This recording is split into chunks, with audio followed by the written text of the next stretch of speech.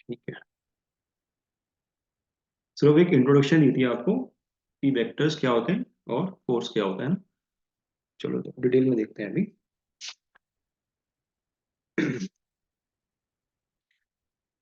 एक एग्जांपल से एक और चीज समझाता हूँ आपको, थोड़ा इंपॉर्टेंट चीज है, वैसे तो कल आपको बताया भी था। देखो एक चीज,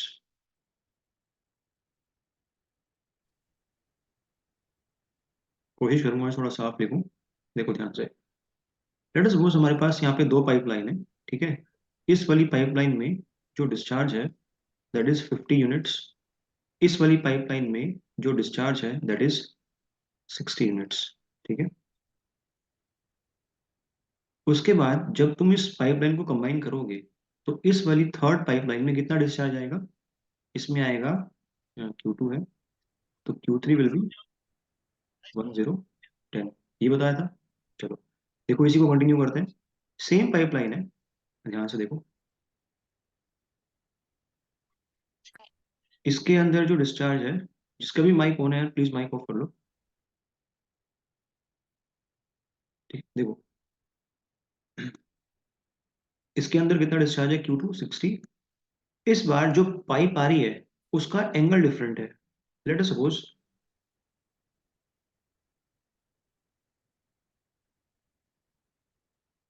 ये जो एंगल है दैट इज 90 डिग्री, और जो पहले एंगल था दैट इज 45 डिग्री। और इस पाइप का नाम है लेट सपोज Q2 डिस्चार्ज है इसके अंदर 50 यूनिट्स का। तो जब तुम इन दोनों पाइप को कंबाइन करोगे, जो थर्ड पाइप जाएगी अभी भी इसके अंदर कितना डिस्चार्ज होगा? जो Q3 होगा 110 होगा ना। क्या फर्क पड़ता है? तो मुझे एक बात बताओ, अगर कोई क्वांटिटी स्केलर है, अगर कोई क्वांटिटी स्केलर है तो उनके बीच में एंगल से भी कोई फर्क पड़ता है क्या? उनके मैग्नीट्यूड पे कोई फर्क पड़ता है? कोई फर्क नहीं पड़ता। बट अगर यही क्वांटिटी वेक्टर हो जाए, लेट अस सपोज, बिल्कुल ध्यान से सुनो, एक बहुत इंपॉर्टेंट चीज है। कोई क्वांटिटी मान लो अगर वेक्टर है, मान लो let us suppose force F1 40 kilonewton. ठीक है, जो दूसरा फोर्स है force F2, force F2 that is 20 kilonewton. अब मुझे नहीं पता, आपको नहीं पता कि इसका रिजल्टेंट कैसा आएगा, वो सीखेंगे हम लोग। मैं बस एक एग्जांपल के लिए मान रहा हूँ कि इनका जो रिजल्टेंट है इन दोनों फोर्सेस का, लेट अस सपोज वो ये है, निकालना सीखेंगे। इसका रिजल्टेंट निकालना सीखेंगे, उसके लिए परेशान नहीं होना। तो लेट अस सपोज जो रिजल्टेंट है उसका कुछ भी एक्स वाई जेड कुछ भी मैग्नीट्यूड है उससे फर्क नहीं पड़ता। ठीक है, दूसरे केस में, दूसरे केस में जो आपके पास फोर्स है F1 फोर्स, उसका मैग्नीट्यूड अभी भी सेम है। F1 कितना है? 40 किलो न्यूटन। ठीक है, और जो F2 है इसका जो मैग्नीट्यूड है ये बिल्कुल सेम है जो ऊपर था F2। कितना है F2? अभी भी F2 20 किलो न्यूटन है। मुझे इस बार जो एंगल है, इस बार जो एंगल है दोनों के बीच में, क्या सेम है क्या? इधर 45 डिग्री है लेट अस सपोज, इधर कितना डिग्री है? इधर 90 डिग्री है। तो तुम्हें क्या लगता है कि जो रिजल्टेंट निकल के आएगा इस बार सेम? देखो मैग्नीट्यूड बिल्कुल सेम है F1 F2 का। जो रिजल्टेंट निकल के आएगा क्या उसका मैग्नीट्यूड और उसकी जो डायरेक्शन है वो सेम होगी क्या? डायरेक्शन तो छोड़ दो अभी, क्या उसका मैग्नीट्यूड सेम होगा? जो पहले वाले केस में मान लो लेट अस सपोज इसका रिजल्टेंट निकल के आया 70, तो इस बार जो रिजल्टेंट निकल के आएगा क्या वो भी 70 होगा? अरे बिल्कुल भी नहीं होगा, बिल्कुल भी नहीं होगा। चाहे तुम डायरेक्शन के सेंस में समझ लो, कल मैंने आपको डायरेक्शन के सेंस में सिखाया था कि आपने यहाँ पे डायरेक्शन चेंज कर दी। चाहे एंगल के सेंस में समझ लो, कोई अंतर नहीं पड़ता। स्केलर को एंगल से और डायरेक्शन से कोई फर्क नहीं पड़ता उसके मैग्नीट्यूड पे, लेकिन जो वेक्टर्स होते हैं उसमें क्या पड़ता है? फर्क पड़ता है। उनके बीच में एंगल क्या है, उनकी डायरेक्शन क्या है, उससे बहुत फर्क पड़ता है। और इसी चीज को सीखना है आज। इतनी बात समझ में आ गई सबको? ठीक है, चलो देखो, अभी फोर्स को, कल हमने फोर्स पे छोड़ा था बात, उसको वहीं पे स्टॉप कर रहा हूँ क्योंकि एक चीज बतानी है, उसके बाद उस पर वापस चलेंगे, अभी फोर्स खत्म नहीं हुआ है। ठीक है, चलो देखो, जो वेक्टर था, वेक्टर्स थे, क्या होते हैं वेक्टर्स? वेक्टर्स वो फिजिकल क्वांटिटीज हैं जिनके पास मैग्नीट्यूड है, जिनके पास डायरेक्शन है, और जो क्या फॉलो करते हैं? जो वेक्टर लो को फॉलो करते हैं। इन तीनों को कंबाइन करोगे तो वेक्टर्स बनेंगे। ठीक है, अब वेक्टर्स को हम रिप्रेजेंट कैसे करते हैं, ध्यान से देखो। वेक्टर को एक एरो से रिप्रेजेंट करते हैं। ठीक है, इस एरो में जो बिल्कुल ये बैक वाला पार्ट है, ये वाला पॉइंट, इसको अपन क्या बोलते हैं? इसको बोलते हैं टेल ऑफ द वेक्टर। क्या बोलते हैं इसको? टेल ऑफ द वेक्टर, और जो एरो आपको यहाँ पे शो किया है, इसको अपन क्या बोलते हैं? इसको बोलते हैं head of the vector, head of vector. और जो यहाँ पे एरो की लेंथ है, जो एरो की लेंथ है, ध्यान से देखो, ये लेंथ दिखाई दे रही है एरो की, ये क्या रिप्रेजेंट करेगी? ये क्या रिप्रेजेंट करेगी? ये इस वेक्टर का मैग्नीट्यूड रिप्रेजेंट करेगी, मैग्नीट्यूड। आपने इस तरीके से जो वेक्टर है इसको डिफाइन किया। ये कौन सा मेथड डिफाइन करने का? ये ग्राफिकल तरीका है। ग्राफिकली वेक्टर को ऐसे डिफाइन किया जाता है एक एरो की फॉर्म में, जिसका लास्ट पॉइंट टेल को रिप्रेजेंट करता है, फर्स्ट पॉइंट जो एरो है खुद वो हेड को रिप्रेजेंट करता है, और एरो की जो लेंथ है वो किसको रिप्रेजेंट करती है? वो उसके मैग्नीट्यूड रिप्रेजेंट करती है। ठीक है, ग्राफिकली, ये ग्राफिकल रिप्रेजेंटेशन है। और अगर सिंबॉलिकली आपको डिफाइन करना है तो कैसे लिखोगे वेक्टर को? ध्यान से देखो बात। लेट अस सपोज कोई वेक्टर है मेरे पास में एफ वेक्टर, तो उसका सिंबल लिख दिया एफ, तो उसके ऊपर मैं क्या बनाऊंगा? एक एरो बनाऊंगा। इस तरीके से भी कर सकता हूं। और कैसे कर सकता हूं? या फिर जो लेटर है या जो सिंबल है इसको मैं थोड़ा सा क्या कर दूं, इसको मैं थोड़ा सा बोल्ड दिखा दूं इस तरीके से। तो दोनों चीज किसको रिप्रेजेंट करती हैं? दोनों चीज एफ वेक्टर को रिप्रेजेंट करती हैं। क्या ये बात सबको समझ में आई? यहाँ तक कुछ था नहीं इसके अंदर?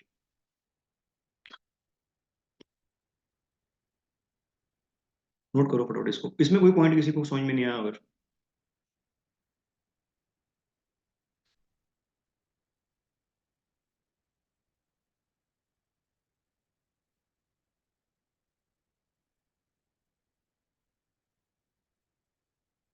डन, नोट कर लिया? सबको समझ में आ गया?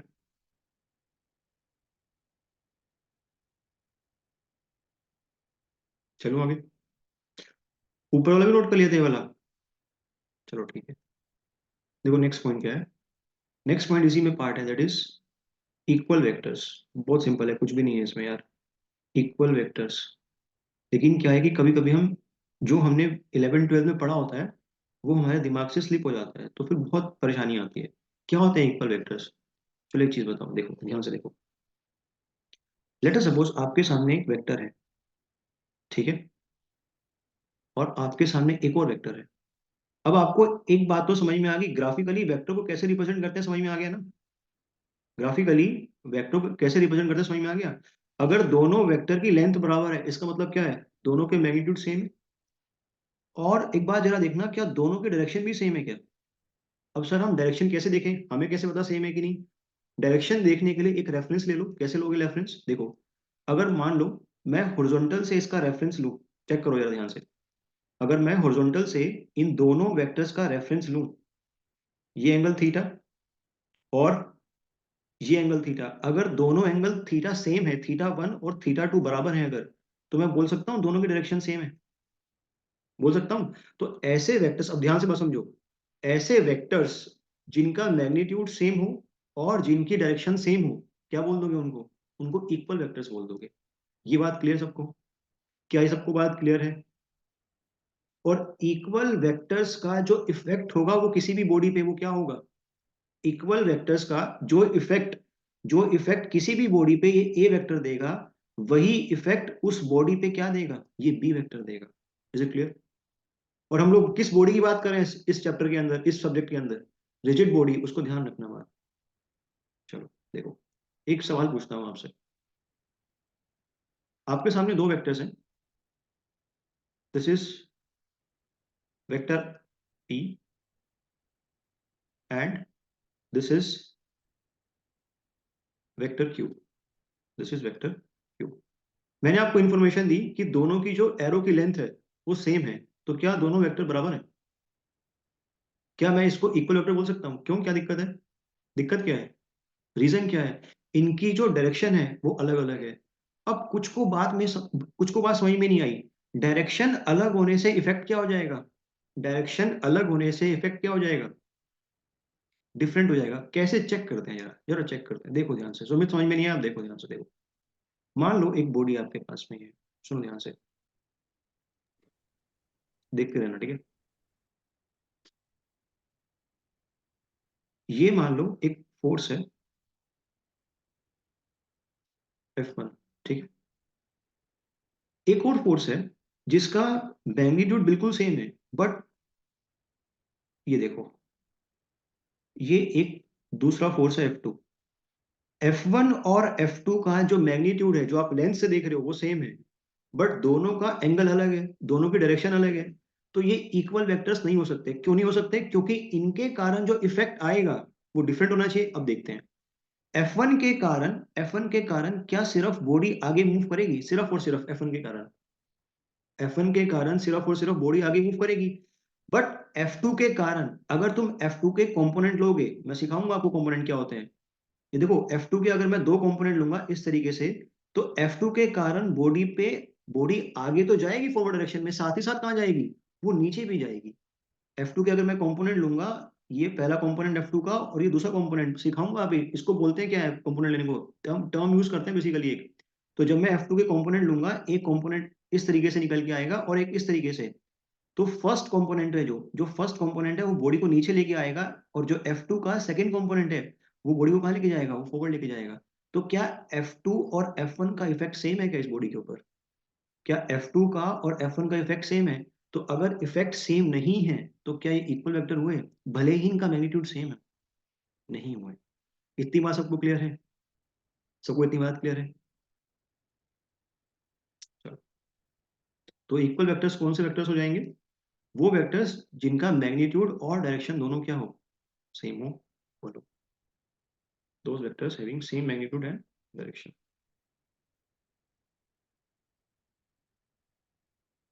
Those vectors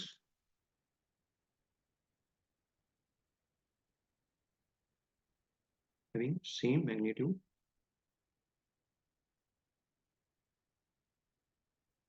and direction.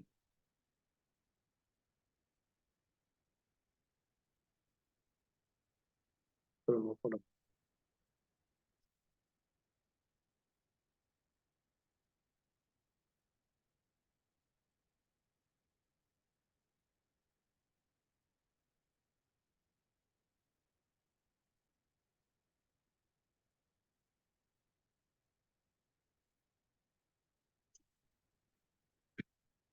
अगर आपने नोट कर लिया ना, डन लिख दिया करो, फिर मैं तो देख नहीं पा रहा हूँ आप लोगों को, कमेंट ही पढ़ सकता हूँ बस, है ना?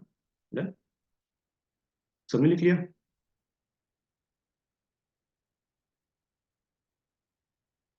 चलो आगे। चलो देखो, नेक्स्ट है angle between vectors, that is angle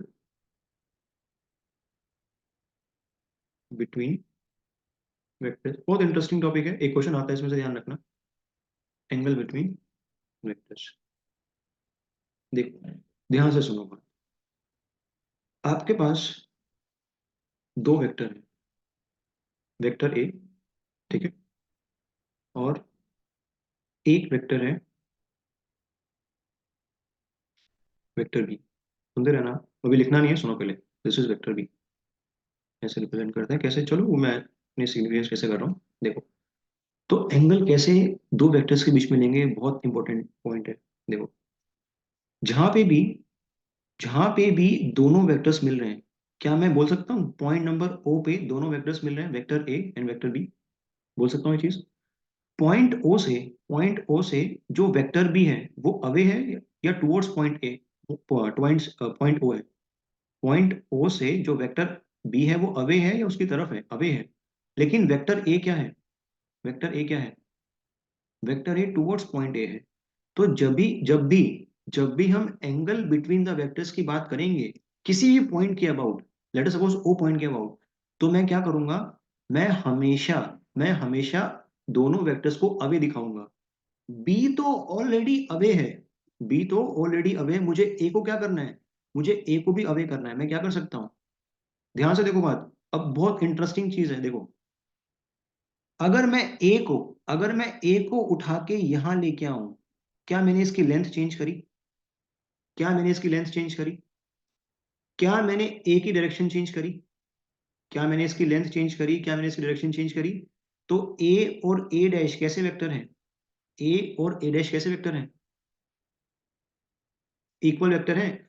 तुम्हें देखो, मैं सारी चीज डिटेल में क्यों बता रहा हूँ, अभी तुम्हें सब समझ में आ जाएगा। मैं कोई पागल नहीं हूँ कि तुम्हें इतना टाइम डिवोट कर रहा हूँ वहां पे। इक्वल वेक्टर है, और जब दो वेक्टर इक्वल होते हैं उनका इफेक्ट सेम होता है।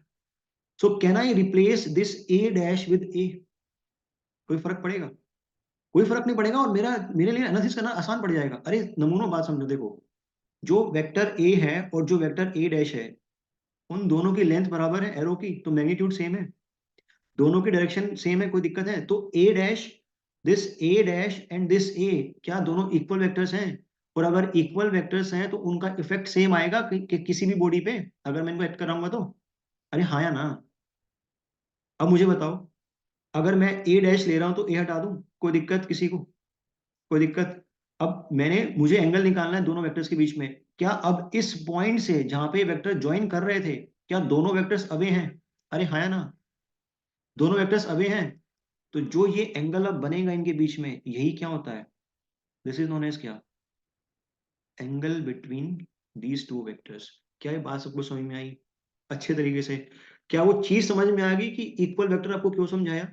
हर एक चीज का अपना एक सिग्निफिकेंस है ना। ऐसा नहीं है कि पहले मैं एंगल वेक्टर समझा दूं फिर आपको बताऊं। क्लियर हुई बात आपको? क्या आपको बात क्लियर हुई? चलो, एक और चीज पहले यहाँ पे आगे चलने से पहले नोट करो। क्या है देखो, ध्यान से बात समझो। अगर आपके पास एक वेक्टर है यहाँ पे, this one vector is a, ठीक है, और आपसे पूछूं मैं कि what is minus A vector, दिमाग में क्या घंटी बजती, क्या होता होगा? एक वेक्टर मैंने आपको दिया ए, जिसका मैग्नीट्यूड लेटर सपोज है 60 न्यूटन का, और मैं आपसे बोलूं कि what is minus of A vector, क्या समझ में आता है इससे? मतलब क्या सोचते हो? बहुत बढ़िया सिमरन, सुमित एंड इमप्रीत, क्या होगा? जस्ट जस्ट जस्ट जस्ट क्या होगा? इसका जो मैग्नीट्यूड है डिफरेंट होगा, सेम होगा? सेम मैग्नीट्यूड होगा, लेकिन डायरेक्शन क्या होगी बस? डायरेक्शन क्या होगी? डायरेक्शन जस्ट अपोजिट होगी। तो ये ग्रीन वाला क्या हो जाएगा? दिस विल बी माइनस ए। तो माइनस ए और ए के बीच में कितना एंगल होगा, जरा बताना। ए और माइनस ए के बीच में कितना एंगल होगा? 180। अगर ये ए है नमूनो, ये देखो ध्यान से, अगर ये ए है और तुम बोल रहे हो कि जस्ट अपोजिट, अगर ये वाला ए है और आप मुझे बोल रहे हो कि आपने बोला कि सर जस्ट अपोजिट होगा, मैग्नीट्यूड सेम होगा और जस्ट अपोजिट होगा, this is A dash, sorry this is minus A. इस वाले पॉइंट पे दोनों क्या कर रहे हैं? कंबाइन कर रहे हैं। अभी आपको मैंने सिखाया एंगल बिटवीन वेक्टर्स, तो कितना एंगल हो गया ये? खुद ही निकल के आ गया 180 डिग्री। जीरो कैसे आ गया? जीरो कैसे आया? अरे 180 निकल के आया एंगल। भाई ये वाला क्या, ये वो पॉइंट नहीं है जहां पे दोनों वेक्टर मिल रहे हैं, ए और माइनस ए, और दोनों अवे हैं? अभी आपको सिखाया कि एंगल कब देखोगे, जब ज्वाइनिंग पॉइंट पे दोनों अवे हो उस पॉइंट से। तो ए भी अवे है, माइनस ए भी अवे है, तो कितना एंगल निकल के आ रहा है अपने आप ही? अरे 180 तो आ रहा है नमूनो। अरे बात क्लियर हुई? क्लियर है? चलो सही है। अगर क्लियर है तो क्वेश्चन करके बताओ मेरे को। और ध्यान रखना, पेपर में आएंगे आपके जेई के। नहीं हुए, हुए उससे फर्क नहीं पड़ता। आपकी अप्रोच कैसी है, वो सही है कि नहीं, उससे फर्क पड़ता है। आंसर कोई मैटर नहीं करता मेरे लिए। क्वेश्चन क्या है? Calculate the angle between vectors.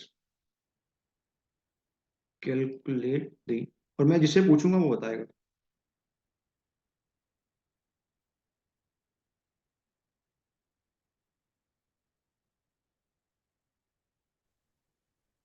First question है,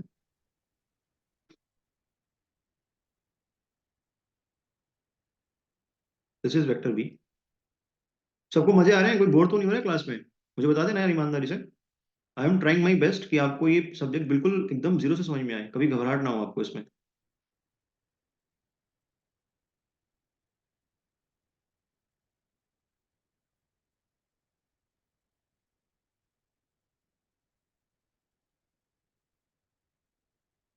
this is first case. Narendra Singh, कितना एंगल आएगा वेक्टर ए और वेक्टर बी के बीच में? गायब हो जाएंगे। कितना एंगल आएगा वेक्टर ए और वेक्टर बी के बीच में? बाकी कोई और कमेंट नहीं करेगा। वेक्टर ए और वेक्टर बी के बीच में कितना एंगल आएगा? चलो गायब है। बाकी लोग कमेंट करो कितना एंगल आएगा इसमें, वेक्टर ए और वेक्टर बी के बीच में। 130 आ जाएगा। सही है सबका? 130 है, इसमें क्या था? जिस पॉइंट के अबाउट यहाँ पे मीट हो रहा है, ओ पॉइंट के अबाउट यहाँ पे मीट हो रहा है दोनों वेक्टर्स, अवे फ्रॉम द, दोनों वेक्टर्स अवे हैं, तो एंगल कितना निकल के आएगा? दिस एंगल 180 माइनस 50 कितना हो गया? 130 डिग्री। इसमें क्या था? कुछ भी नहीं था यार। Next question.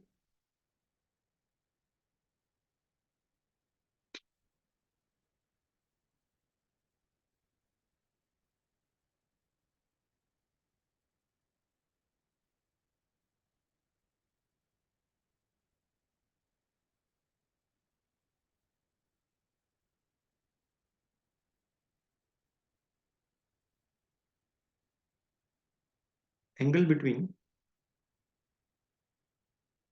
Vector B and minus vector A, निकालना जरा, कमेंट करना कितना है।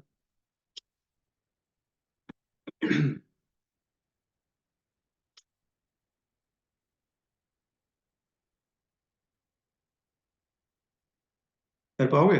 150 यार, देखते हैं, बाकी लोग कमेंट करो। 150, करो करो, ट्राई करो।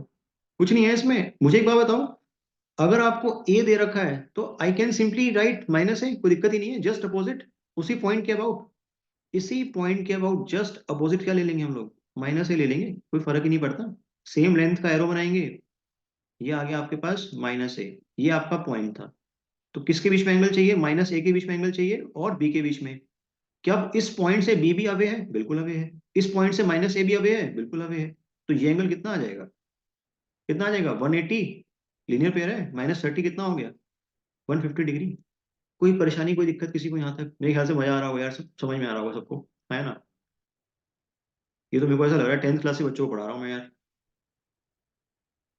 चलो, this is x,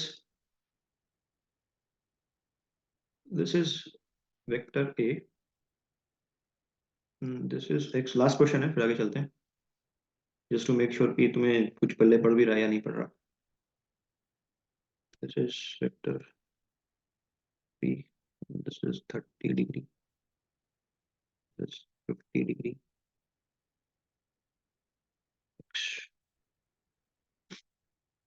this is 70 degree. ठीक है, तो पहला पार्ट है कैलकुलेट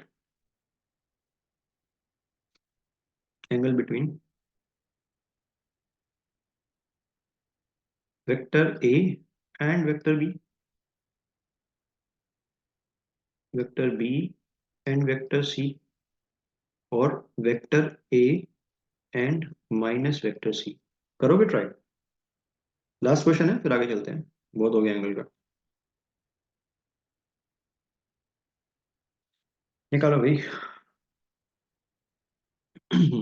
ए एंड बी, ये डी नहीं है, बी है। मेरी राइटिंग बहुत अच्छी है, तो बस अभी ठंड के कारण खराब हो रही है। A and B, then B and C, then A and minus C. करो करो, सॉल्व करो। पहले ए एंड बी के बीच में निकालो। ए एंड बी 80 हो गया, ठीक है, बाकी लोग करो। ठीक है, 80 है, कोई दिक्कत नहीं है, दोनों का रेफरेंस सेम है। देखो समझ में आ गई ना बात? ये एक्स है, ये एक्स है, अगर मैं बी को उठा के यहाँ पटक दूं, उसका मैग्नीट्यूड सेम, डायरेक्शन सेम, क्या उसका इफेक्ट चेंज होगा? बोलो मुझसे, लॉजिक वाइज जाया करो। बिल्कुल, एक्स सेम है, ये भी एक्स सेम है, यहाँ बी उठा के ले आया वहां से, अगर मैं बी उठा के ले आया, उसका मैग्नीट्यूड सेम है, डायरेक्शन सेम है, तो इसका इफेक्ट में कोई चेंज आएगा? कोई चेंज नहीं आएगा। तो ये एंगल भी कितना होगा? 50 हो जाएगा। तो 30 प्लस 50 कितना हो गया? कितना हो गया? 30 प्लस 50, 80। तो ए और बी के बीच में कितना एंगल है? ए, अरे नमूनो मुझे बताओ, इसे ड्रॉ करके समझाऊं, ये समझ में आ रही चीजें? अगर तुम लोग मेरी क्लास में शर्मा गए तो कहीं नहीं डाउट पूछ पाओगे, लिख के ले लो मुझसे। ये बात सबको समझ में आई? क्लियर है? चलो, सभी के लिए क्लियर है, ठीक है, ये हो गया 80। नेक्स्ट, बी एंड सी के बीच में कितना एंगल है? B and C, B and C के बीच में कितना एंगल है? 20 डिग्री, सही है, बहुत बढ़िया। क्या करेंगे सिर्फ, या तो सी को यहां उठा के ले आओ, या तो बी को यहां उठा के ले आओ। मैं बी को यहां उठा के लाता हूं, ये लेके आया हूं जरा बी को उठा के, ये बी है, ठीक है, ध्यान से देखो। बी के साथ कितना एंगल है एक्स का? 50 डिग्री। ये मेरा पॉइंट ओ। दोनों वेक्टर्स अवे हैं, बी वेक्टर भी अवे है ओ से, और सी वेक्टर भी अवे है, तो सिंपल सा ये एंगल हो जाएगा। कितने डिग्री आएगा? टोटल 70 है, उसमें से 50 हटा दोगे तो क्या बचेगा? 20 डिग्री बचेगा। क्या दिक्कत है इसमें? लास्ट क्वेश्चन कितना निकल के आएगा ए और माइनस सी में? ए और माइनस सी में कितना निकल के आ रहा है? 80 डिग्री आ रहा है। सिमरन कितना आंसर निकल के आ रहा है? सिमरन है क्लास में?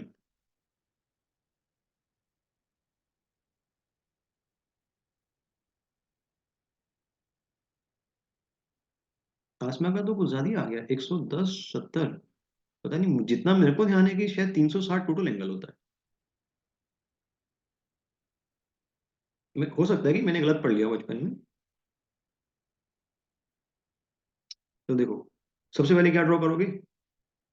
ए ड्रॉ करोगे। सिमरन ने क्या आंसर दिया? 40 दिया। दिस इज 30 डिग्री, ठीक है, ए हो गया। अब माइनस सी निकालना है। ये एक्स है। ये तो आपका क्या हो गया? This is what? This is your C. कितना एंगल बना रहा है सी? सी कितना एंगल बना रहा है भाई? 70 डिग्री बना रहा है। तो इसको सीधा लेके जाएंगे। माइनस सी क्या होता है? Same in magnitude and just opposite in direction. ये आ गया माइनस सी। मेरे ख्याल से यहां तक किसी को कोई दिक्कत नहीं होनी चाहिए, ठीक है। तो ये एंगल कितना निकल के आएगा? जरा मुझे बताना। इंजीनियर हो, लीनियर पे कुछ सुना होगा सर, अब ये मत बोलना ना कि सर वो नहीं पता। तो ये एंगल कितना निकल के आएगा? ये एंगल, ये कंप्लीट 180 है। इसमें से क्या माइनस कर देंगे? ये 30 और ये 70, क्या बचा? 80 डिग्री तो बचा। क्या था इसमें? अरे 80 तो निकल के आया। माइनस सी और ये में कहाँ गड़बड़ घोटाले कर रहे हो? कौन था ये 40 वाला? अच्छा, क्लियर हो गया? नोट करो फटाफट।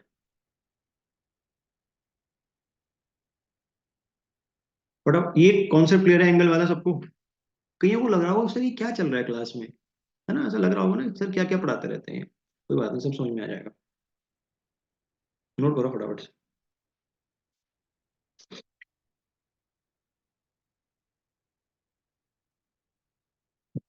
इंपॉर्टेंस समझ में आ गया ना एंगल का, कि अगर एंगल चेंज होगा, अगर एंगल वेक्टर्स के बीच में चेंज होता जाएगा तो उसका इफेक्ट क्या होता जाएगा? चेंज होता जाएगा, ये ध्यान रखना। एंगल निकालते कैसे हैं, उसकी इंपॉर्टेंस क्या है, दोनों को बता दिया। नोट कर लो फटाफट से।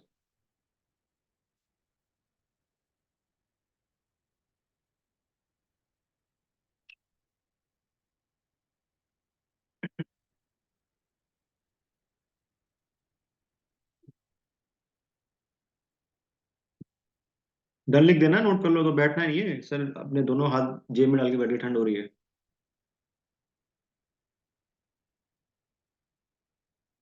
चलो आगे। नोट कर लिया सबने? ऊपर नीचे आगे पीछे कुछ करना है? देख लो आराम से।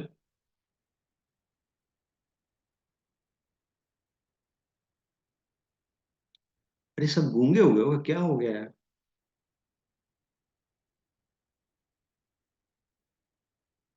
क्या होगा तुम सबका, हमें तो बताइए। चलो ठीक है। नेक्स्ट इज, अब यहाँ से क्वेश्चन आता है भाई, that is addition of vectors. Addition of vectors. दो वेक्टर्स को कैसे ऐड करते हैं? चलो देखो। अगर एक वेक्टर ए है 5 यूनिट का, एक ध्यान से सुनो बात, एक वेक्टर है मेरे पास ए वेक्टर, वो 5 यूनिट का है। दूसरा वेक्टर 3 यूनिट का है। तो दोनों को ऐड कर दूं, 8 यूनिट, खत्म काम। क्या दिक्कत है उसमें? दिक्कत है कोई? अरे अभी तो बताया कि वेक्टर्स क्या नहीं करते। भाई वेक्टर्स वेक्टर लॉ फॉलो करते हैं, और वो स्पेसिफिक लॉज होते हैं, उन्हीं को देखना है अभी हमें आगे। देखो ध्यान से बात। अब ध्यान से बात सुनना, ये बहुत इंपॉर्टेंट है, बहुत बहुत ज्यादा इंपॉर्टेंट है। रटवा देते हैं कि कुछ एडिशन ऑफ वेक्टर, आपने 10th क्लास में सुना होगा कि क्यूमुलेटिव होता है, या 11th में सुना होगा क्यूमुलेटिव होता है ना? वो क्यूमुलेटिव क्यों होता है देखेंगे अभी इसको। देखो ध्यान से। मान लो आपके पास एक वेक्टर है, वेक्टर ए। ठीक है, ये वेक्टर ए है। और आपके पास यहां कहीं कहीं भी हो सकता है, ये वेक्टर बी है, ये ए वेक्टर है और एक वेक्टर बी है, और मुझे बोला जाए कि इन दोनों को क्या करना है, ऐड करना है। उसका एक तरीका है। आप मुझे बोलोगे sir what is a vector plus, ध्यान से सुनना, ये बुक्स में आपको नहीं मिलेगा, मैं पहले बता रहा हूँ, ध्यान से सुनना इसको। ए प्लस, सर फिर आप कहाँ से पढ़ के आए हो, चलो सुनो ध्यान से। ए वेक्टर प्लस बी वेक्टर, ठीक है। तो क्या करेंगे, देखो ए प्लस बी बोल रहा है, तो सबसे पहले अगर आपको ए प्लस बी बोल रहा है तो आप क्या करोगे, जो ए था, ये मैं ऐसे ही बना देता हूँ इसके अंदर वरना कंफ्यूज हो गए। जो ए था उसको एज इट इज रखोगे, ठीक है। मैंने आपको ए ड्रॉ करके दिया, मैंने आपको बी ड्रॉ करके दिया, मैंने आपसे क्या पूछा, ए प्लस बी, तो आप ए वेक्टर को एज इट इज रखोगे और बी को उसके पास लेके आओगे। कैसे लाओगे जरा देखो, अब आपको समझ में आएगा कि मैंने आपको इतनी सारी चीजें क्यों बताई। जरा देखना, अगर मैं बी को, ध्यान से अब बात ध्यान से सुनो, अगर मैं बी को यहाँ पे उठा के ले आऊं, क्या कोई फर्क पड़ता है? अगर मैं बी को उसकी पोजीशन से वहां से उठा के यहाँ ले आऊं, क्या कोई फर्क पड़ता है? क्यों फर्क नहीं पड़ता? दोनों की डायरेक्शन क्या है, सेम है। दोनों का मैग्नीट्यूड क्या है, सेम है। तो मैं चाहे इस वाले बी को लूं या इस वाले बी को लूं, क्या इफेक्ट चेंज होगा कभी? कोई इफेक्ट चेंज नहीं होगा, इक्वल वेक्टर्स हैं। अब मेरे ख्याल से एक शायद चेन बन पा रही होगी दिमाग के अंदर, क्यों क्यों वो बात बताई गई आपको। ठीक है, तो उसको हटाया, उसको हटाया, ठीक है। और क्या किया, यहाँ बी को प्लेस किया, कर सकता हूँ आपके सामने, सिर्फ पोजीशन चेंज करिए, उसके कुछ भी नहीं किया। ठीक है, तो इन दोनों को क्या करना है, ऐड करना है। अब ऐड कैसे करना है, ऐड करने के लिए हमारे पास कुछ लॉज होते हैं। पहला कौन सा लॉ है, कौन सा लॉ है पहला, triangle law of addition. First is triangle, triangle law of addition of vectors. क्या बोलती है ये, देखो जरा सुनो ध्यान से। ट्रायंगल लॉ ऑफ एडिशन क्या बोलता है कि अगर दो वेक्टर्स, ध्यान से सुनो बात, अगर दो वेक्टर्स ट्रायंगल की दो साइड्स को रिप्रेजेंट करते हैं, अगर दो वेक्टर्स ट्रायंगल की दो साइड को रिप्रेजेंट करते हैं, तो जो ट्रायंगल की तीसरी साइड होगी, जो ट्रायंगल की तीसरी साइड होगी, वो क्या कहलाएगी, वो उनका रिजल्टेंट कहलाएगी। और यही रिजल्टेंट क्या होगा, यही रिजल्टेंट होगा ए प्लस बी। मैं डेफिनेशन को रिपीट कर रहा हूं क्योंकि वो इनकम्प्लीट है। मैंने क्या बोला, अगर दो वेक्टर्स एक ट्रायंगल की साइड्स को क्या कर रहे हैं, देखो, एक ट्रायंगल की साइड, दूसरी साइड ट्रायंगल की, अगर ट्रायंगल की दो साइड को वो फॉर्म कर रहे हैं, जो ट्रायंगल की तीसरी साइड होगी, वो उन दोनों वेक्टर्स का क्या होगा, समेशन होगा। और इस समेशन को क्या बोलोगे, रिजल्टेंट भी बोल सकते हो। इसका जरा डायरेक्शन देखो, डायरेक्शन देखो, इसकी डायरेक्शन बहुत मैटर करती है। अब आपके सामने एक डायग्राम बना रहा हूँ और फिर बताता हूँ कि वो डेफिनेशन इनकम्प्लीट क्यों है। जरा चेक करो, जरा इसको चेक करो, ये वेक्टर ए और ये वेक्टर बी, क्या ये देखने में, क्या तुम्हें लगता है कि ये भी तो ट्रायंगल की दो साइड्स हैं, है ना? अरे ये भी तो दो साइड्स हैं, बट क्या इनका ऑर्डर सेम है? कहने का मतलब पहले ए आया उसके बाद बी आया, क्या इनका ऑर्डर सेम है? इस वाले केस में कोई सेम नहीं है ऑर्डर। देखो ध्यान से बात, इस वाले मीटिंग पॉइंट पे, इस वाले मीटिंग पॉइंट पे, इस वाले मीटिंग पॉइंट पे ए क्या आ रहा है, टुवर्ड्स आ रहा है, और फिर बी जा रहा है। इसका जो सेंस है वो सेम है। क्लॉकवाइज अगर मान लो एंटी क्लॉकवाइज है, तो ये वाला भी एंटी क्लॉकवाइज है, ये भी आगे जा रहा है। लेकिन इसमें देखो, इसमें क्या है, सेंस अलग है, तो ये केस नहीं होगा। सेम ऑर्डर में होना चाहिए ये, इस ऑर्डर में, फिर कंटिन्यूएशन में देखो, ए ए इस तरीके से, फिर बी इस तरीके से, इस तरीके से ट्रायंगल की साइड फॉर्म होनी चाहिए। तब तब जो तीसरी साइड होगी वो रिजल्टेंट को रिप्रेजेंट करेगी, और रिजल्टेंट क्या होगा, ए प्लस बी। ठीक है बात, अब जरा चेक कर देना, सुनते रहना बात ध्यान से। देखो, अभी हमने क्या किया, अभी हमने ए प्लस बी किया था। अभी मैं आपसे अगर पूछूं बी प्लस ए, अगर मैं आपसे पूछूं बी प्लस ए क्या होगा, देखो ध्यान से, बी स्पेस में कुछ इस तरीके से था, बी स्पेस में कुछ इस तरीके से था, है ना? अगर मैं वापस से वेक्टर बनाऊं, ये बी था हमारे पास में, और एक वेक्टर यहाँ पे क्या था, एक वेक्टर यहाँ पे हमारे पास ए था। स्टार्टिंग में यही कहानी थी हमारे पास। तो जब मैं बी प्लस ए कर रहा हूँ तो बी को फिक्स रखूंगा, किसको किसके पास लेके जाऊंगा, मैं ए को बी के पास लेके जाऊंगा। तो जब मैं ए को बी के पास लेके गया, तो क्या मैं ऐसा ड्रॉ कर सकता हूँ, जरा चेक करके बताओ, क्या मैं ऐसा ड्रॉ कर सकता हूँ ए को, सेम मैग्नीट्यूड है और डायरेक्शन डायरेक्शन भी सेम है, कोई दिक्कत किसी को, कोई दिक्कत किसी को? क्या इनका ऑर्डर सेम है? पहले बी आया फिर ए आया, सेम ऑर्डर, सेम सेंस आ रही है, कंटिन्यूएशन में है? अरे बोलो, सेम सेंस आ रही है कि नहीं आ रही है? तो क्या ये भी ट्रायंगल की दो साइड रिप्रेजेंट कर सकती हैं? अरे हाँ, है ना? तो जो ये रिजल्टेंट होगा, क्या इस तरीके से मैं बना सकता हूँ, resultant equals to B plus A. जरा देखना, ये वाला जो एरो की लेंथ है, ये वाले एरो की लेंथ है, सेम दिखाई दे रही है? वो अलग बात है, मेरे डायग्राम में नहीं है अभी, सेम लेंथ है। और दोनों की डायरेक्शन क्या है? दोनों की डायरेक्शन क्या है? दोनों की डायरेक्शन भी सेम है। तो दोनों केस से जो आपको रिजल्टेंट वेक्टर मिलेगा, चाहे ए प्लस बी करो, चाहे बी प्लस ए करो, क्या मिलेगा? वो सेम इन लेंथ मिलेगा और सेम इन डायरेक्शन मिलेगा। इसीलिए ए प्लस बी कर लो, चाहे बी प्लस ए कर लो, जब ऐसा होता है, जब A vector plus B vector equals to B vector plus A vector, जब ऐसा होता है, इसको क्या बोलते हैं? इस लोग, इसको बोलते हैं क्या? Cumulative law. अरे हाँ, है ना? बात क्लियर हुई सबको? अरे बात क्लियर हुई? पक्का समझ में आया चीजें? नोट करो फिर इसको, नोट करो। अभी ये मत बोलना कि सर आपने ट्रायंगल ऑफ एडिशन पढ़ा दिया, सर पैरेललोग्राम क्या होता है, सर पॉलीगन, मुझे नहीं आता। जब जिसका टाइम आएगा आपको बता दिया जाएगा, उसके लिए परेशान नहीं होना। नोट करो, फिर चलते हैं आगे। अभी बहुत कुछ चीजें देखनी है, बहुत इंटरेस्टिंग चीजें भी हैं, नोट करो फटाफट।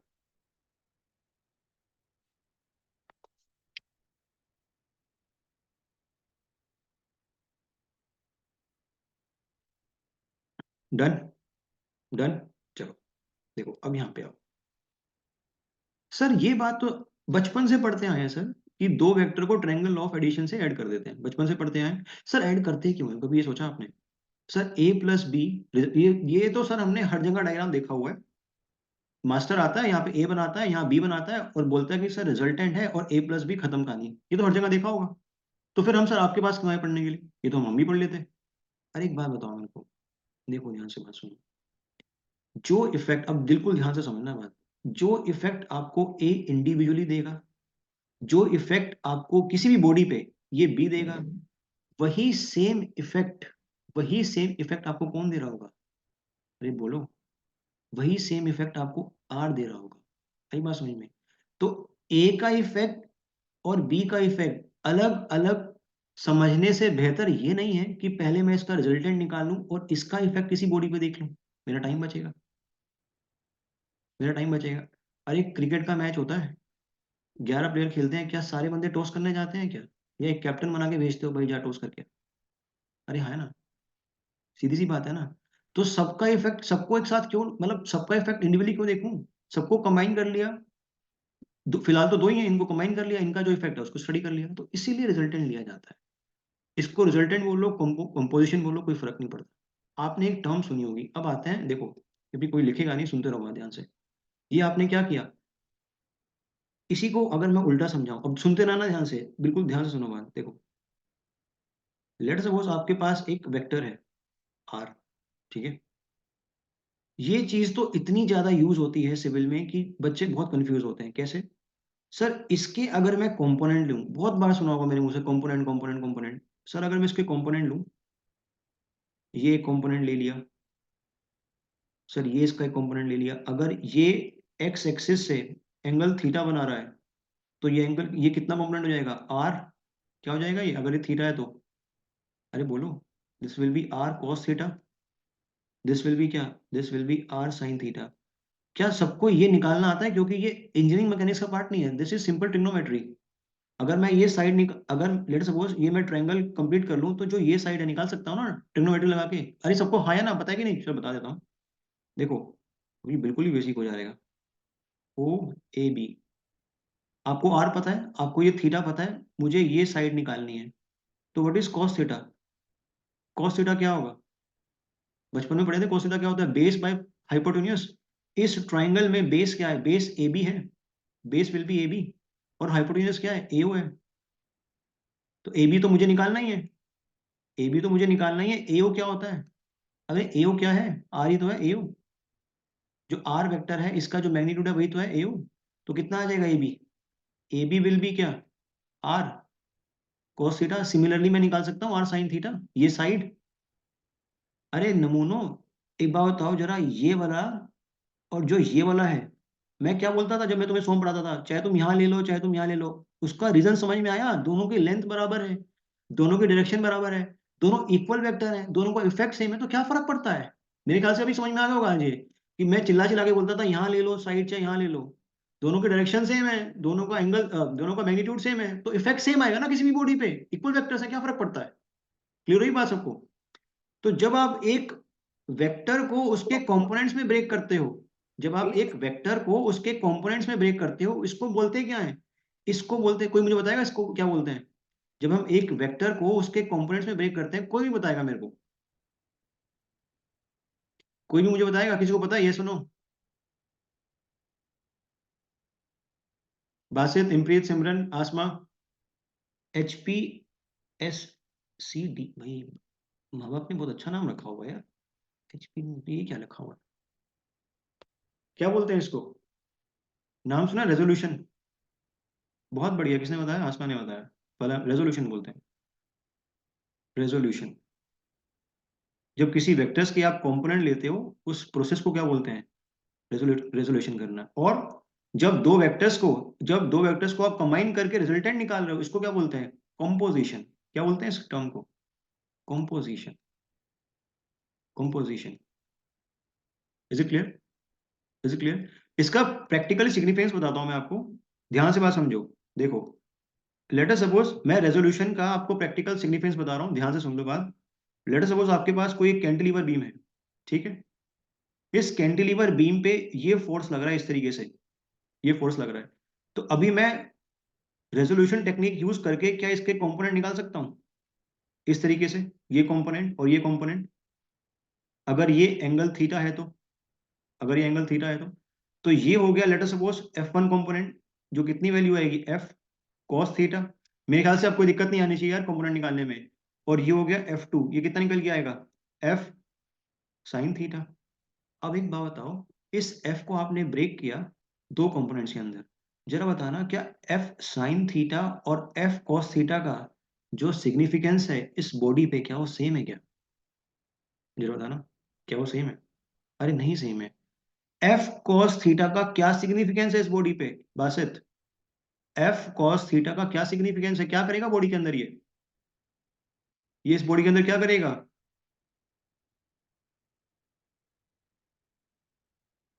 अरे कुछ नहीं करेगा, एलोंगेट तो कर नहीं सकता ना, रिजिड बॉडी है। लेकिन F2 क्या कर सकता है? F2 क्या कर सकता है? क्या इस बॉडी को बेंड कर सकता है क्या? तो आपने एक बात बताओ, देखो, एक ही फोर्स है, एक ही फोर्स है, इसी फोर्स का कुछ हिस्सा बॉडी को आगे ले जाएगा अगर डिफॉर्मेबल होती तो, और इसी फोर्स का कुछ हिस्सा क्या कर रहा है? उसको उसको बेंड करने की कोशिश कर रहा है। तो आपको इंपॉर्टेंस समझ में आ रही है रेजोल्यूशन की, कि आपने उस फोर्स को ब्रेक करके ये देखा कि कितना पार्ट बॉडी को आगे लेके जाएगा, और उसी फोर्स का कितना पार्ट उसको बेंड कर रहा है। अरे नमूनो बात, इंपॉर्टेंस समझ में आ रही है? छोटी छोटी चीजें बहुत इंपॉर्टेंट हैं। क्लियर हो पा रही है चीजें? आज तक तो पढ़ते आएंगे सर कंपोनेंट लेने के, कंपोनेंट लिया क्यों जाता है? क्योंकि उसी फोर्स का अलग अलग कंपोनेंट का जो इफेक्ट है वो अलग अलग है, बॉडी के ऊपर इफेक्ट अलग अलग है ना, और जहां पे इफेक्ट अलग अलग हुआ, वहां पे आपको अलग अलग वेक्टर स्टडी करने पड़ेंगे। अब एक और चीज, जो बच्चे मुझसे बहुत ज्यादा परेशान रहते हैं, पूछते रहते हैं, सर सारी बात ठीक है, मुझे एक बात बताओ, आपने यहाँ पे एक फोर्स, अब ये बात बहुत नहीं हो सकती है, ध्यान से सुनना बात, आपने यहाँ पे एक फोर्स लिया F, ठीक है? आप हमेशा इसके जो कंपोनेंट्स हैं, आप हमेशा जो इसके कंपोनेंट्स हैं वो किसमें निकालते हो? एक तो एक्स में निकालते हो, हॉरिजॉन्टल में, rather I will say horizontal not X. This is horizontal, this is horizontal, and this is क्या? This is vertical.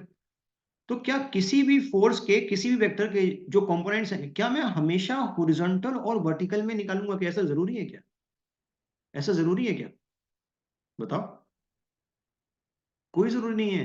क्या जिस प्लेन में या जिस डायरेक्शन में मुझे स्टडी करना है उसी में तो निकालूंगा। फॉर एग्जाम्पल, ध्यान से समझो बात, देखो, यहाँ पे लेट अस सपोज एक इंक्लाइंड चीज है, इंक्लाइंड सरफेस है, इस इंक्लाइंड सरफेस के ऊपर, इस इंक्लाइंड सरफेस के ऊपर एक बॉडी रखी हुई है। ध्यान से बात समझ लो, सुन लो ध्यान से, ये नहीं मिलेगा किताब में पक्का, अब सुनो बात ध्यान से, देखो। तो यहाँ पे एक फोर्स लगाया मैंने, late us suppose this is force F। जरा बताना ये डायरेक्शन कौन सी है? ये डायरेक्शन कौन सी है? हॉरिजॉन्टल है। दिस इज हॉरिजॉन्टल, ये हॉरिजॉन्टल हुआ। जब मैं इस एफ को ब्रेक करूंगा तो मैं आपको आपके सामने दो फ्रेम ऑफ रेफरेंस बना रहा हूं, ध्यान से बात समझना। देखो, एक तो मैंने कंपोनेंट ये लिया, एक कंपोनेंट का पेयर मैंने ये लिया, ग्रीन वाला, ठीक है बात, ये कंपोनेंट का पेयर हुआ। एक मैंने जो हमेशा मैं लेता रहता हूँ वर्टिकल और हॉरिजॉन्टल वाला, उसको मैं इससे बनाऊं, ब्लैक से बनाता हूँ या फिर येलो से, येलो से दिख पाएगा। एक मैंने नहीं दिख रहा है, ब्लू से ले लेते हैं। देखो, और एक मैंने जो पेयर लिया वो लिया हॉरिजॉन्टल और ये वर्टिकल। तुम्हें सिग्निफिकेंस समझ में आ रहा है मैं बताना क्या चाह रहा हूँ? इसी फोर्स को मैं इसी फोर्स से कितने भी कंपोनेंट ले सकता हूँ, उससे फर्क नहीं पड़ता किसी भी डायरेक्शन में। मुझे बताओ कि कौन सा सिस्टम मेरे लिए यूजफुल है, ये ग्रीन वाला या ये ब्लू वाला? ग्रीन वाला मेरे लिए क्या है, इंपॉर्टेंस रखता है। तो जरा बताना, ग्रीन वाला क्या हॉरिजॉन्टल और वर्टिकल हो रहा है क्या? क्या ग्रीन वाला हॉरिजॉन्टल और वर्टिकल हो रहा है क्या?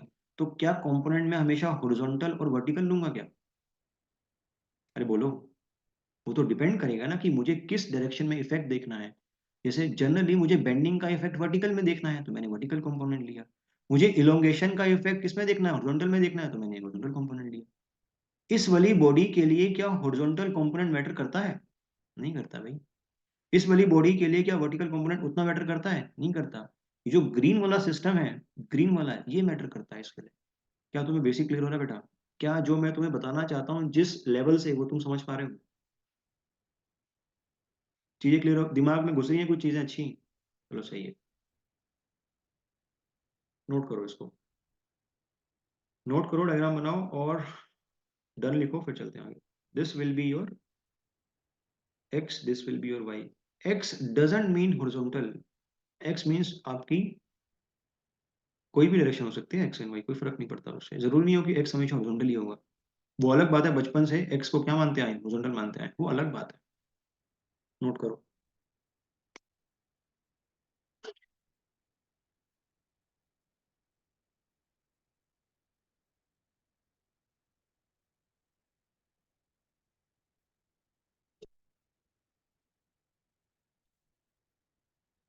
Done, noted.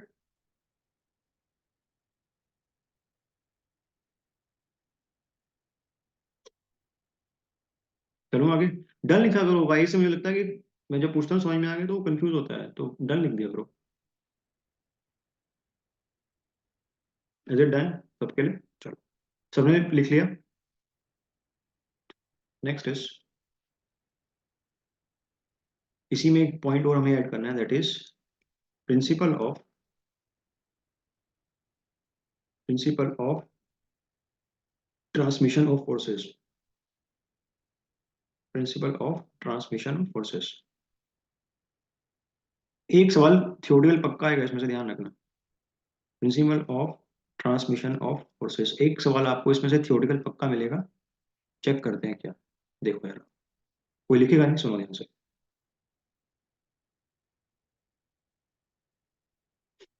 जिससे मैं पूछूंगा वो मुझे आंसर करेगा, क्योंकि मैं अभी एक्सपेक्ट करता हूँ कि आपको थोड़ी बहुत चीजें समझ में आ रही हैं।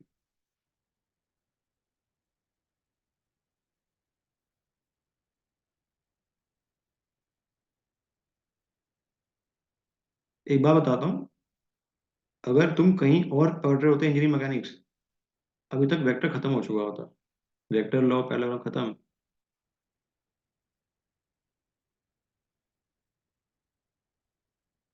फिर दोबारा पढ़ते।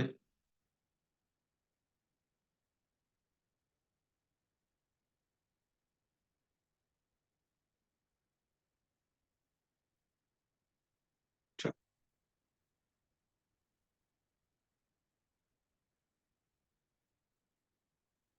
एक और एग्जांपल इसी के अंदर बना लेते हैं ताकि ज्यादा क्लियर हो जाए चीज। देखो,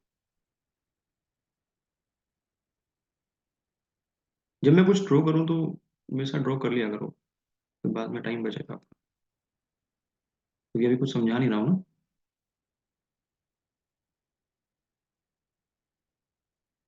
50 किलो न्यूटन। चलो अब ध्यान से देखो, पहला अब लिखना बंद करो, इधर सुनो। मुझे एक बात बताओ, जितने भी आपने यहाँ पे फोर्स ड्रॉ किए, फोर्स एक वेक्टर क्वांटिटी है, क्या सबका मैग्नीट्यूड क्या दिखाई दे रहा है आपको यहाँ पे? सबका जो मैग्नीट्यूड क्या दिखाई दे रहा है? 50 दिखाई दे रहा है, सेम दिखाई दे रहा है, बोल सकता हूँ 50 तो एक नंबर हो गया बेसिकली, सेम है ना मैग्नीट्यूड। चलो अगर मैं एक लाइन ड्रॉ करूं, लाइन ड्रॉ करूं अप्रोक्सीमेटली, क्या इन तीनों फोर्सेस की जो आपको डायरेक्शन है सेम दिखाई दे रही है? डायरेक्शन सेम, डायरेक्शन सेम दिखाई दे रही है तीनों फोर्सेस की। तो principle of trans principle of transmission of forces क्या बोलता है? ध्यान से सुनो बात, ध्यान से बात समझो। Principal of transmission of force क्या बोलता है? अगर फोर्स का मैग्नीट्यूड और उसका क्या, उसका डायरेक्शन, फोर्स का मैग्नीट्यूड और उसका डायरेक्शन अगर किसी बॉडी पे सेम है, जैसे मान लो यहाँ पे आपके पास ये बॉडी है, body A, this is body B and body C, तो इनका इफेक्ट क्या होगा बॉडी के ऊपर? सेम होगा, सेम होगा। ये ध्यान से सुनो बात, ये चीज ऑब्जर्वेशन से आई है, कोई ड्राइव होके नहीं आई ये चीज। मैं दोबारा रिपीट कर रहा हूं मैंने क्या बोला। फोर्स का मैग्नीट्यूड सेम है, फोर्स का डायरेक्शन सेम है, तो इनका इफेक्ट बॉडी के ऊपर क्या होगा? फोर्स का मैग्नीट्यूड सेम है, फोर्स का डायरेक्शन सेम है, तो इनका जो इफेक्ट होगा वो क्या होगा बॉडी के ऊपर? वो सेम होगा। ये बाय ऑब्जर्वेशन आई है, बाय ऑब्जर्वेशन आई है, कोई डायरेक्ट कॉन्सेप्ट नहीं है। दूसरी चीज, हम किस बॉडी की बात कर रहे हैं? हम किस बॉडी की बात कर रहे हैं इस सब्जेक्ट के अंदर? Rigid body. जरा मुझे एक बात बताना, अगर मैं डिफॉर्मेबल बॉडीज की बात करता तो ए पे किस तरीके का एक्शन ये फोर्स प्रोड्यूस करेगा? टेंसाइल या कंप्रेसिव? कंप्रेसिव। और ये वाला क्या करेगा? बोलते जाओ। ये टेंशन में, अच्छा अच्छा अच्छा। मतलब अगर मैं एक बॉडी पे यहाँ से फोर्स लगाऊंगा तो इस पे कंप्रेशन जनरेट होगा। हम्म। अरे नमूनों, अगर जब तक यहाँ पे फिक्स नहीं करोगे तब तक कुछ भी कमेंट नहीं कर सकता ना मैं। समझ रहे हो बात? बात समझ रहे हो? देखो इसी को, इसी कॉन्सेप्ट को और एक्सटेंड करता हूँ। यहाँ पे भी लगाया, अब ध्यान से सुनो बात, यहाँ पे भी लगाया एक फोर्स 50 किलो न्यूटन का, ठीक है, और यहाँ पे भी एक फोर्स लगाया, अब ध्यान से सुनना बात, 50 किलो न्यूटन का, इसको साइड हटा दिया, इसकी जरूरत नहीं है, इसको हटाया, इसी में डिफरेंस क्रिएट करके बता देंगे। चलो देखो ध्यान से, बॉडी वन की बात करते हैं। बॉडी वन पे जो नंबर ऑफ एक्सटर्नल फोर्स लग रहे हैं वो कितने लग रहे हैं इस बॉडी ए पे? नंबर ऑफ एक्सटर्नल दो लग रहे हैं, दोनों का मैग्नीट्यूड क्या है? सेम है। दोनों की डायरेक्शन क्या है? दोनों की डायरेक्शन क्या है? अपोजिट है। अगर दोनों की डायरेक्शन अपोजिट है तो ये वाला 50 इस वाले 50 का इफेक्ट कैंसिल कर देगा। अभी बताया था, माइनस ए, ए और माइनस ए क्या एक दूसरे का इफेक्ट नलीफाई कर देंगे? सेम लेंथ का एरो बट डायरेक्शन अपोजिट। तो इस बॉडी पे जो एक्सटर्नल फोर्स है वो कितना है? इस बॉडी पे जो एक्सटर्नल फोर्स है वो कितना है?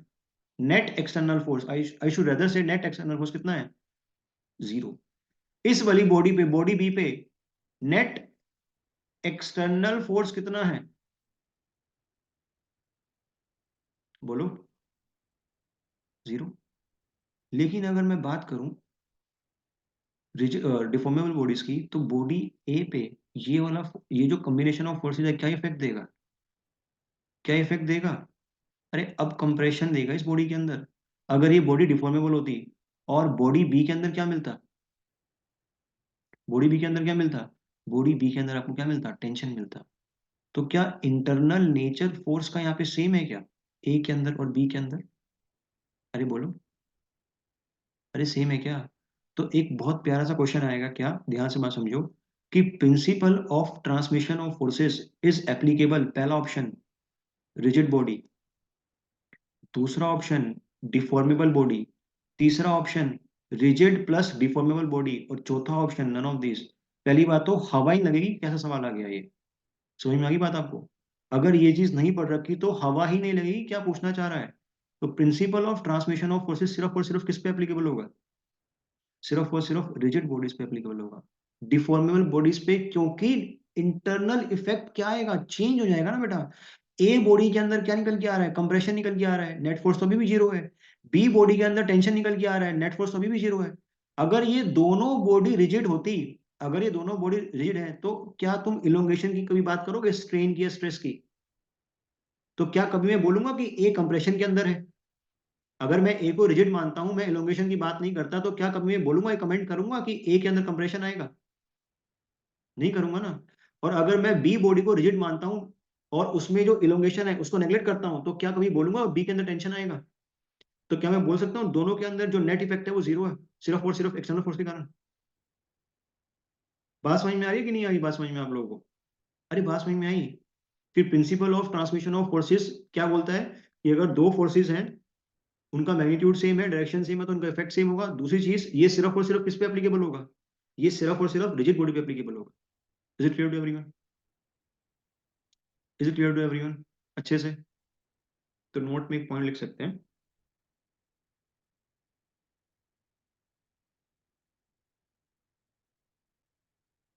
First point,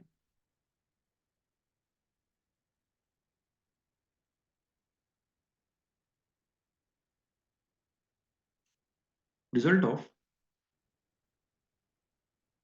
result of principal of transmission result of principle of transmission of forces is based on is mic off follow please, is based on observation। पहली चीज। दूसरा क्या है? अभी क्या बताया? It is only applicable on, it is, ये आपसे पूछा गया सवाल है पेपर के अंदर, it is only applicable on which bodies? Rigid bodies, rigid bodies, ध्यान रखना है इसको, नोट कर लो।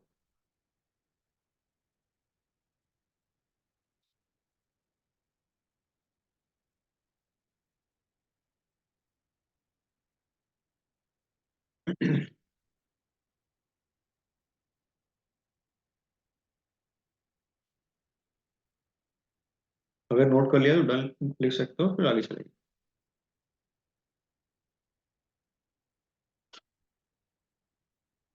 डन, चलो आगे। टॉपिक क्या कर रहे थे हम लोग? फोर्स डिस्कस कर रहे थे, उसके अंदर तो ये सब चीजें आई थोड़ी बहुत। डिस्कस तो फोर्स कर रहे थे ना, उसे कंप्लीट होना किया था हम लोगों ने अभी। डन। देखो, फोर्स की बात कर रहे थे, उसे कंटिन्यू करेंगे, क्योंकि उसमें दो तीन बातें बची हुई हैं बताने को। अब कंप्लीट हो जाएगा ये। कैसे कंप्लीट हो जाएगा देखते हैं। देखो, फोर्स मैंने आपको डिफाइन कर दिया था। It is the act of one body या action of one body which tends to change the state of other body. क्योंकि फोर्स एक वेक्टर है, इसके पास क्या क्या था? क्योंकि फोर्स एक वेक्टर है, इसके पास क्या क्या था? इसके पास मैग्नीट्यूड था और डायरेक्शन थी। मैग्नीट्यूड और साथ ही साथ क्या था इसके पास? इसके पास साथ ही साथ डायरेक्शन भी थी। और ये वेक्टर लॉस को फॉलो करता है, तो अपन क्या बोल सकते हैं? ये एक वेक्टर है। तो मैग्नीट्यूड को, डायरेक्शन को अपन क्या बोलते हैं? Characteristic of force. These are known as characteristic of force. Characteristic of force. अब ध्यान से बात सुनिए, देखो।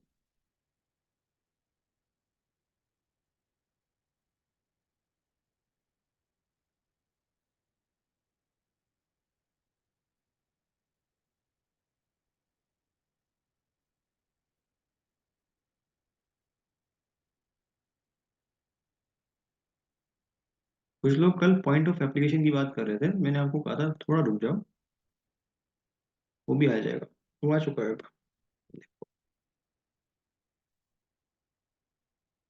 आपके पास एक बॉडी है, ठीक है, इनफैक्ट दो हैं,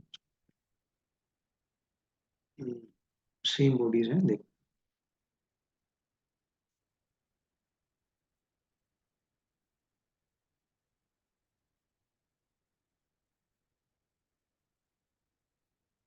देखो, this is body one and this is body B. आपने इस बॉडी पे, सर्कुलर बॉडी है, फोर्स लगाया F1। दूसरी बॉडी पे बिल्कुल आइडेंटिकल बॉडीज हैं, फोर्स लगाया F2। F1 का जो मैग्नीट्यूड है, दिस इज 40 किलो न्यूटन, और F2 का जो मैग्नीट्यूड है this is again 40 kilo Newton. मुझे जरा बताओ क्या F1 और F2 का मैग्नीट्यूड सेम है? क्या दोनों की डायरेक्शन सेम है? क्या दोनों की डायरेक्शन सेम है? ठीक है। लेकिन एक दिक्कत है। क्या दिक्कत है? एक हल्की सी प्रॉब्लम है। इस तरीके से दिखाता हूँ 50 मिनट।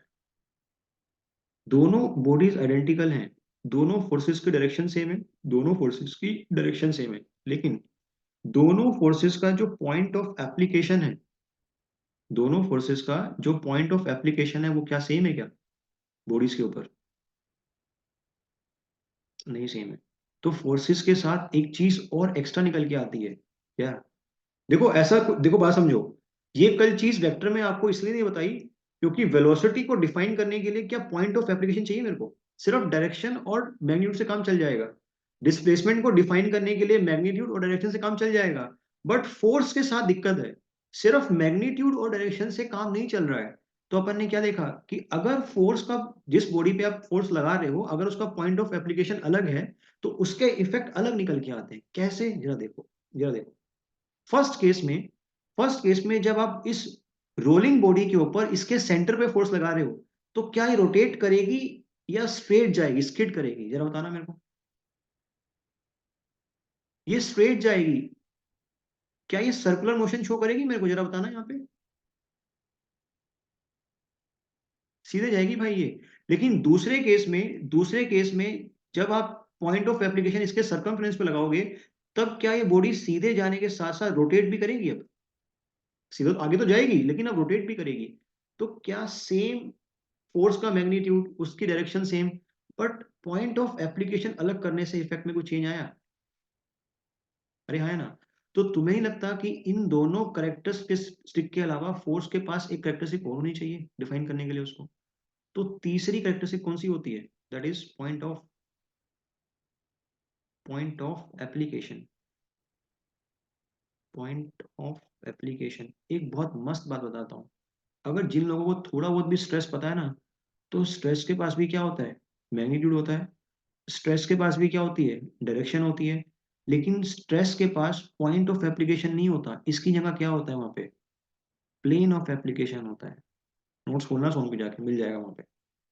स्ट्रेस के पास मैग्नीट्यूड होता है, डायरेक्शन होती है, लेकिन यहाँ पे पॉइंट नहीं होता है, इसकी जगह क्या होता है? प्लेन ऑफ एप्लीकेशन होता है। तुम्हें फोर्स का समझ में आ गया यहाँ पे? ये क्लियर है? चलो। तो these are known as characteristics of force. Next thing is effect of forces. Effect of forces क्या इफेक्ट है? तीन इफेक्ट है फोर्स के। पूछ लिया एग्जाम में इसलिए आपको बता रहा हूँ। फर्स्ट इफेक्ट इज आपके सामने, केस 1। केस 1 ये लो। ये एक बॉडी है। इस तरीके से आपने इसके ऊपर फोर्स लगाया। क्या इस बॉडी का रोटेशन होगा या सिर्फ ट्रांसलेशन मोशन होगा?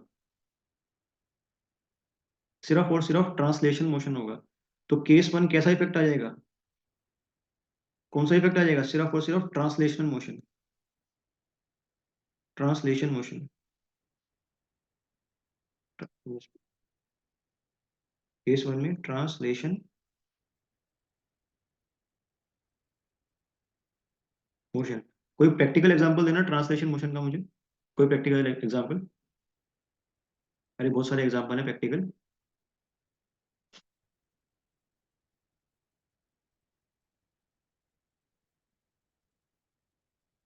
कोई प्रैक्टिकल एग्जांपल नहीं दे पा रहे हो।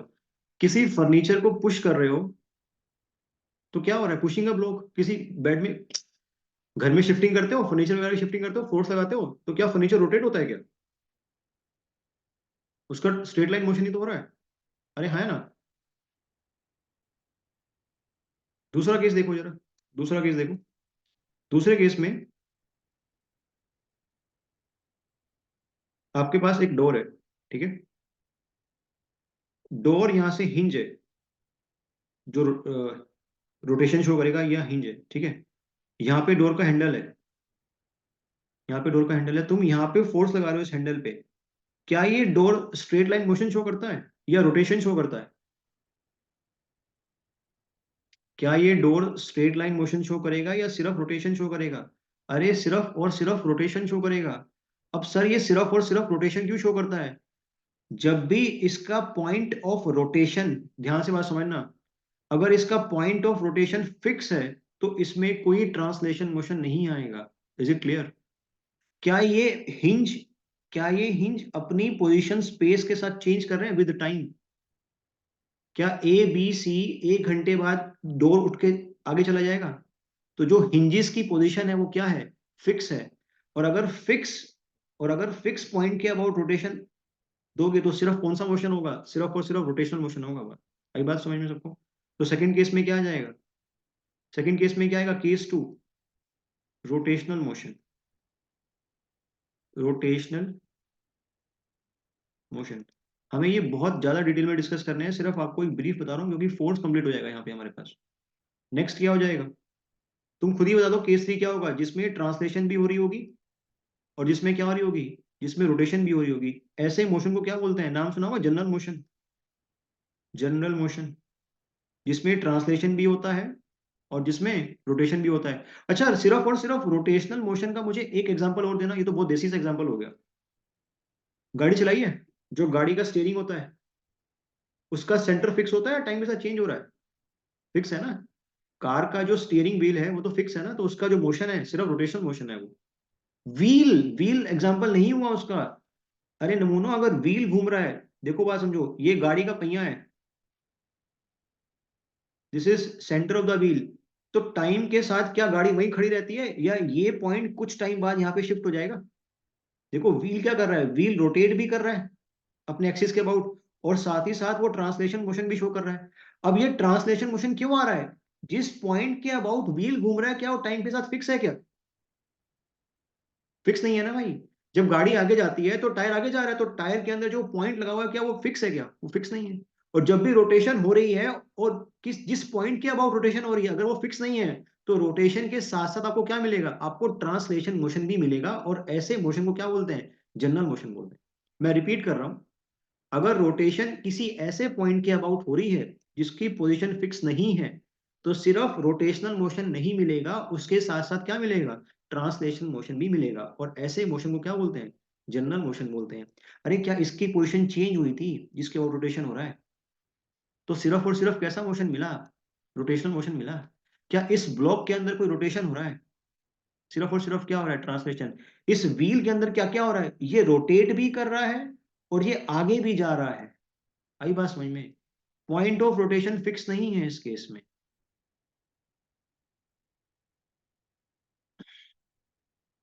क्लियर? सबको क्लियर है?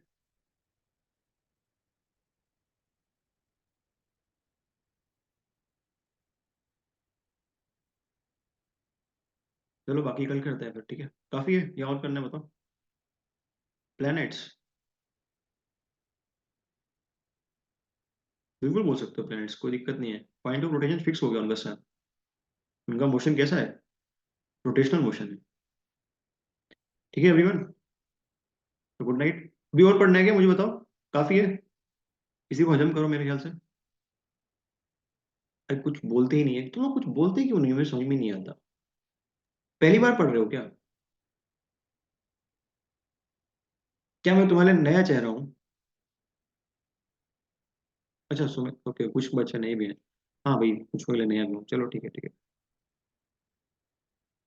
जो जो बच्चे कंटिन्यूस क्लास लगा रहे हैं, मुझे एक बार व्हाट्सएप पे हाई लिख देना। तुम्हारे जरा चिट्ठा कटा तो देखूं, मतलब लगा रहे हो क्लास आराम से। Take care everyone, good night.